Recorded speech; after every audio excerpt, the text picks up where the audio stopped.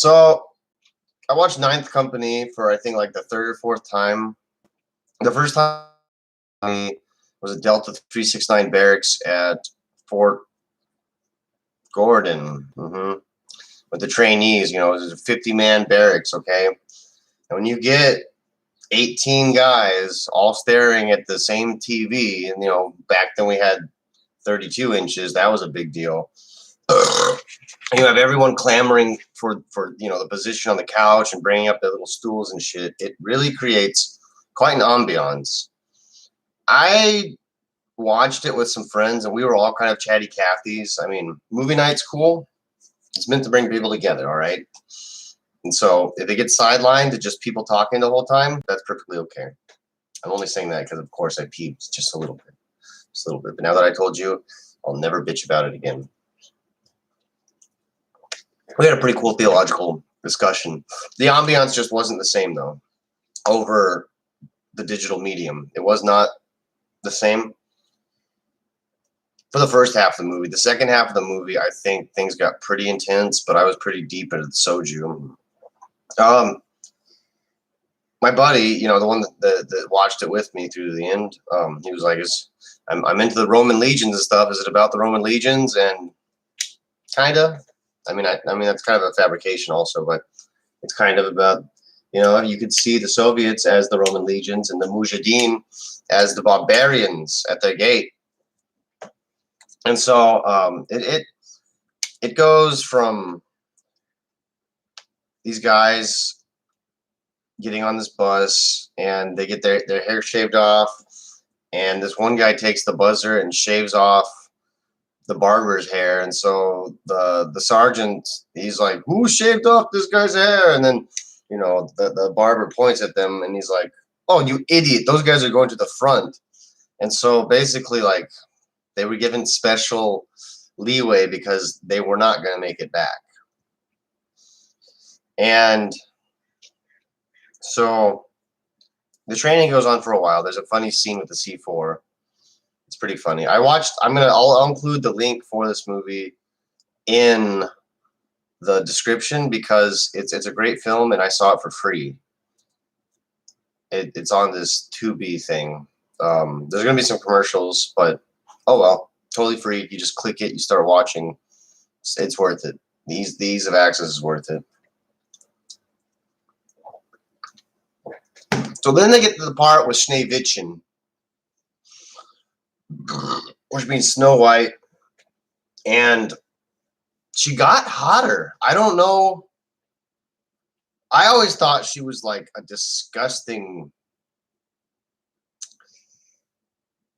like, I don't know, almost like a man with tits, but she got prettier. I don't know what changed. She didn't change. I changed. Her form was always very, very, very pretty. Like her form, just her face. It got prettier. I don't know how or why. I was actually shocked. I was more into that scene than I had been before. It's done pretty tastefully. But that taste, that like wholesomeness, that goodness is completely undone because they go to Afghanistan. And one of the guys, they all start talking about her. Everyone there knows Schneewittchen. In fact, one guy has a tattoo on his chest because another guy came and remembered what she looked like. And so that really rings some bells. That really rings some bells and reminded me of the hootenanny and shenanigans that took place around the barracks all the time. I mean, I was with a girl, and then my boss, who's fucking out of the loop, and he's like the biggest dipshit on post, and no one likes him, whatever. Fucking asked me at a barbecue if I did anything with her, and I'm just like, what the fuck? How? It's just kind of like, ugh. Like, you realize that you've been running down the same dirty hallway as everyone else has, and kind of a revelation, but she's still beautiful. The Afghanistan part of the movie is so good. The beginning part I remembered liking a lot, but you could honestly just start this movie halfway through and get a lot out of it. The context And the buildup is big just because, I forgot I have a tradition to get pretty seriously tanked every time I watch this movie. And so the guy that I thought that was the protagonist got shot and killed. And the actual protagonist, he's the ugly guy that's kind of just been the dipshit the whole movie. Like, he's the way that they usually do casting, and maybe this isn't like it in Russia. I don't know, but I think this was intentional. They had a guy. He had a very handsome face. I thought that's who the protagonist is, because you're supposed to, you're supposed to think, oh well, I'm also handsome, and so wow, he's just like me, Ryan Gosling. And the movie really just takes a turn when they get to Afghanistan and the troops are leaving, and one of the guys gives the ugly guy a medal or a amulet. He's like, never take this off. I've been on 28 missions. I've been on extension 4 times, and I have not even gotten hurt. It's this medal right here that saved me. And so he gets on the plane, and then one of the Mujahideen surface-to-air missiles hits the plane, and it goes up. And there's a pretty graphic scene where the rear of the fuselage falls off, and the people just start tumbling out the back. I mean, the CGI graphics, they did not age particularly well, but there's not really a lot of them, so it's very permissive. It's very excusable what happens when it is used like that.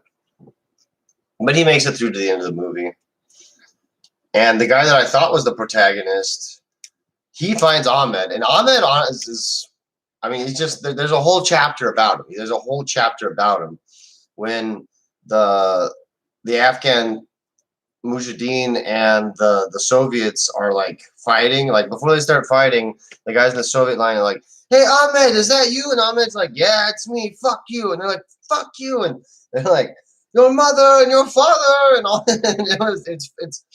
It was a great piece of, I don't know. I haven't been to war. I mean, I got pretty close. Maybe you could say I was there. I don't know. I wouldn't.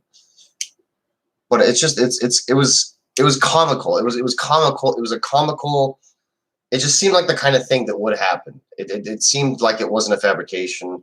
And so the guy that I thought was the protagonist shoots and kills him, like, because they both go to a creek to like drink the water or something. And Ahmed does a 100. He does a 180 on you. He does a 180 on you because, like, he speaks Russian. He talks to the guy. He's like, "I'm getting married to my Fatima. You're getting married to your girl. We're not that different." So he walks away, but then he trips on a rock. And so the guy that I thought was a protagonist shoots him in the back and kills him. And I just don't know if it was the right choice. Ahmed won me over. He really did. He didn't seem like a bad guy. And, I mean, he killed 3 people, though. So, I don't know. The movie does a good job of making me second guess how I take that. So, the battle scenes are fucking cool. The battle scenes are really fucking cool. They have at least, man, like at least half a dozen to dozens of armored vehicles. They don't, like, they show them on the screen, but they could be used. I don't know. They actually have real T-72s and real BMPs or whatever those APCs are, and they're just guys lounging all over them and just like, all the time. And so the battle scenes really get cool. They even have machine guns on the ground, those ZIS or the Zeus things. The equipment and the aesthetics are just so awesome for this movie. It's really, and the attack helicopters they're epping cool. They're flying around. There's actual real helicopters that do things. So that was a lot of fun. So they win the final battle at quite an expense, quite a loss of life, because they had pushed so far into the enemy territory. And my buddy thinks that the commander sabotaged the radio so that they wouldn't be pulled back, because he just wanted to just get the war over with. And yeah, the war was over for him. He got butchered. But at the end of the day, it's 1989. some sort of like colonel or something gets out of the helicopter and he's like, we're pulling out of here.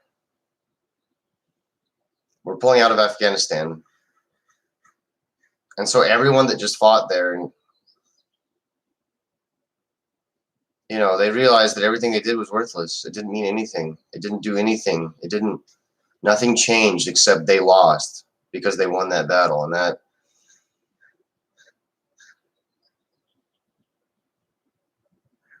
just everything they went through was pointless. You know, it takes a lot to be in the fight, I think. And sometimes it takes a lot just to lose.